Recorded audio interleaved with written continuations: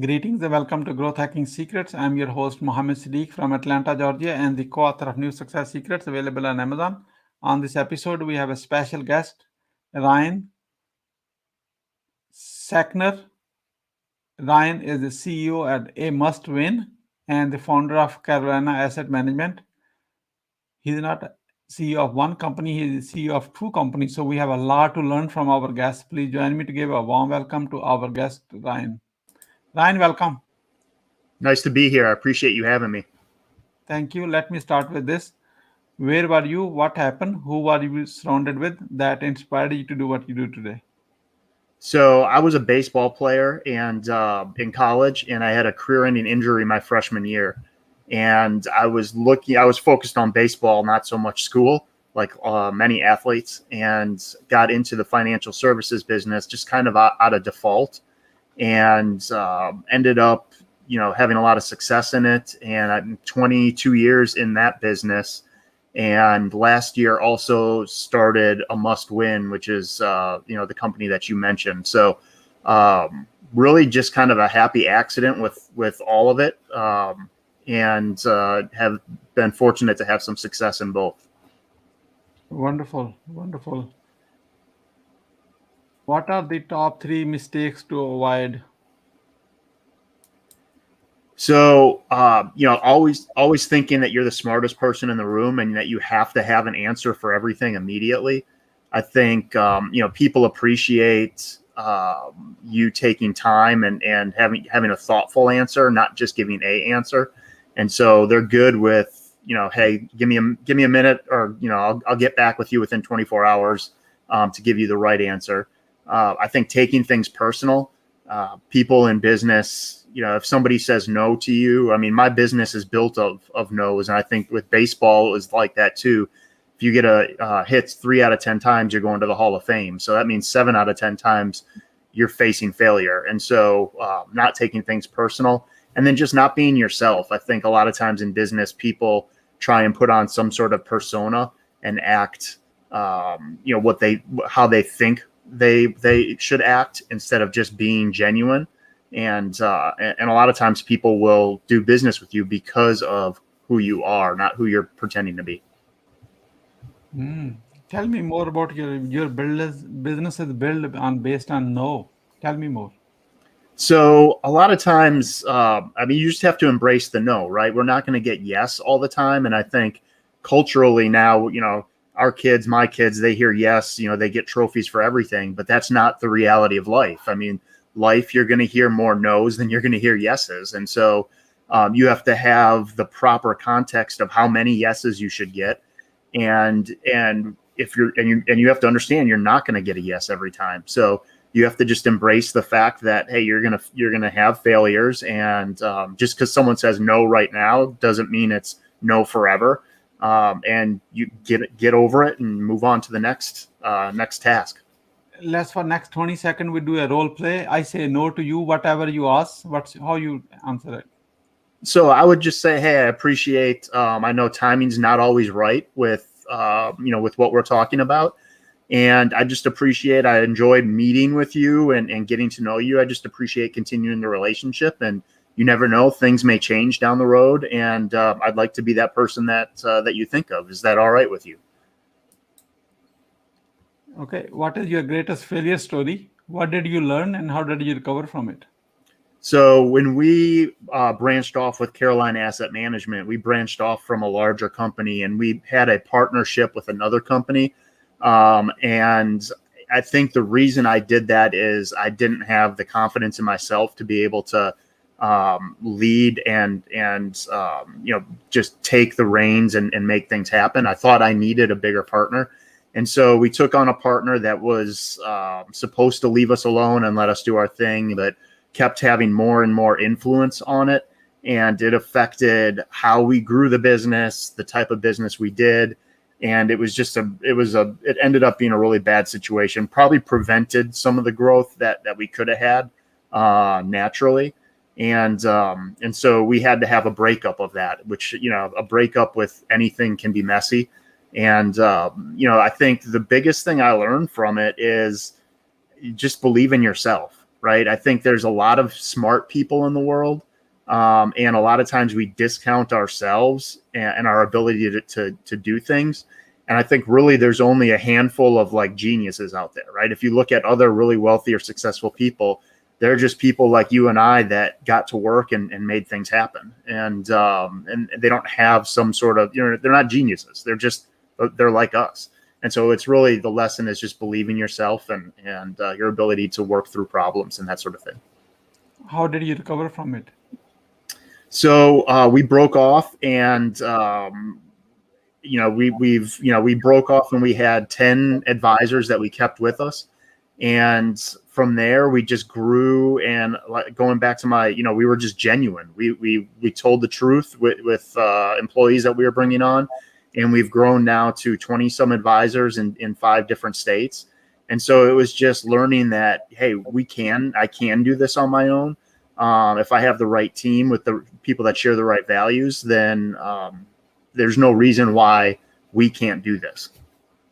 What are your top 3 success secrets that others can model from?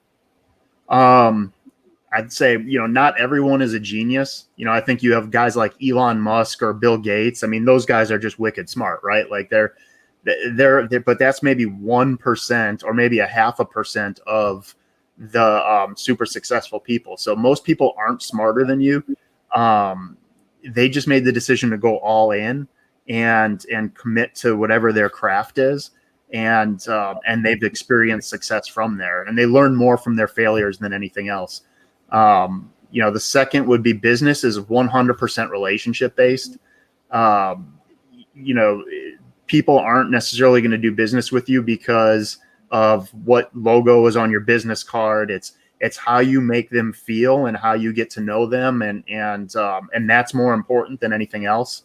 And then, really being self-aware and learning how to delegate. So being aware of, hey, I'm good at these 4 or 5 things within the business, and I'm not good at these other things. And so I need to find people that their strengths are my weaknesses, and then just give them the freedom to run those tasks, and either fail or succeed and learn from it. But I need to just delegate so I can focus on what I'm really good at. We're about to move into lightning round. That means quick question and quick answer. Are you ready? Yeah. What are you grateful for today? Faith, family, friendships, my failures, and experiences I've had. Oh my God, I need to remember all this. Okay. Really good one. Okay. How young are you? 40. Ryan, you are not 40, you are 18 years old with 22 years experience. Some say I have the maturity of an 18-year-old. What you want to do when you grow up? As long as I'm making an impact and I'm enjoying what I do, I don't really think I'm ever going to grow up. But I really want to be kind of the go-to financial literacy organization, and then career transition platform in the United States. How do you overcome a challenge life throws at you? So I have a phrase that I enjoy. It's I choose not to participate. And so we're always going to have, negative things, in the financial services business. Last year we had a market crash, and you can participate and feel sorry for yourself, or you can choose not to participate. And so when bad things happen, I just choose not to participate in it and move on forward on what is going to get me out of that situation. How do you start your day? 4 a.m., run and lift. What is the advice you would give to younger yourself? Someone has to do it. Why not you? Just go for it. Once you have a revenue generating idea, how do you convince your significant other?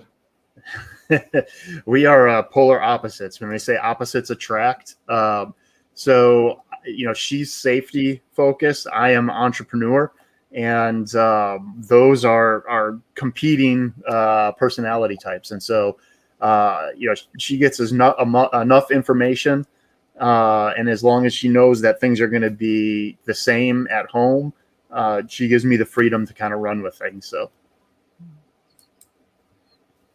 What is the impactful business book you have read and what did you learn from it? Can I see the cover, please? yeah, so I do audiobooks so I can multitask. So Can't Hurt Me by David Goggins.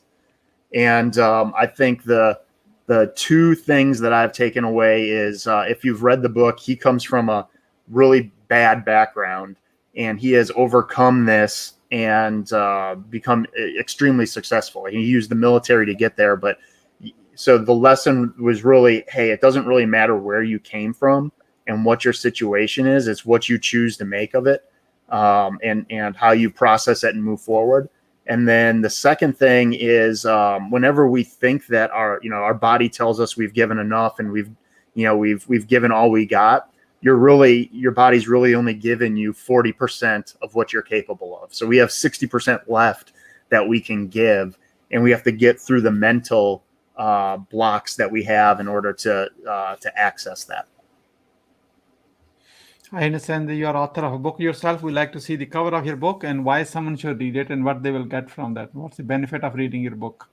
Yeah, so absolutely. So let me pull it up here. So Foundation for Financial Excellence.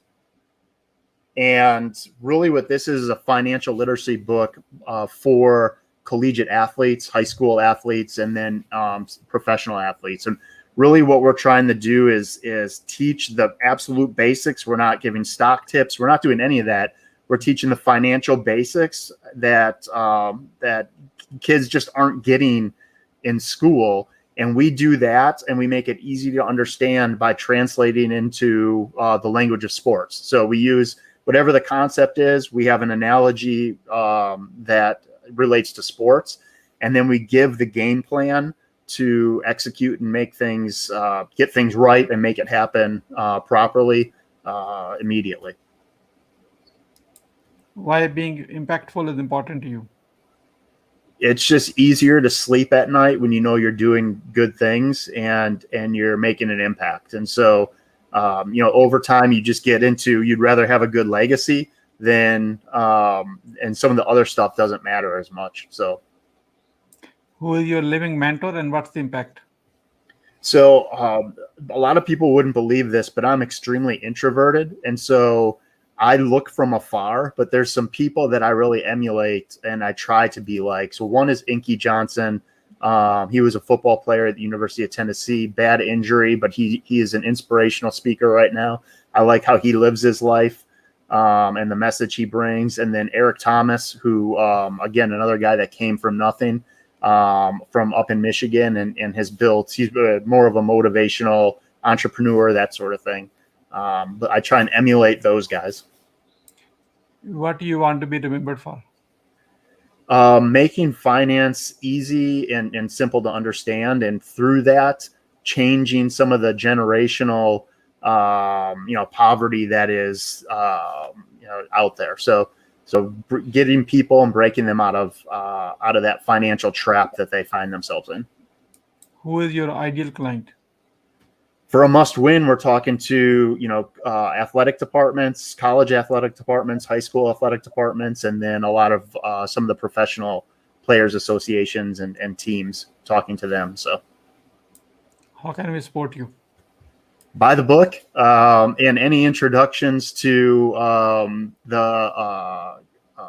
college athletic departments, player development people, those sorts of individuals, athletic directors, because we're doing something that it's not being done right now. So We are about to wrap up. I'd like to have your few words about your today's guest experience on the show. Here's my question.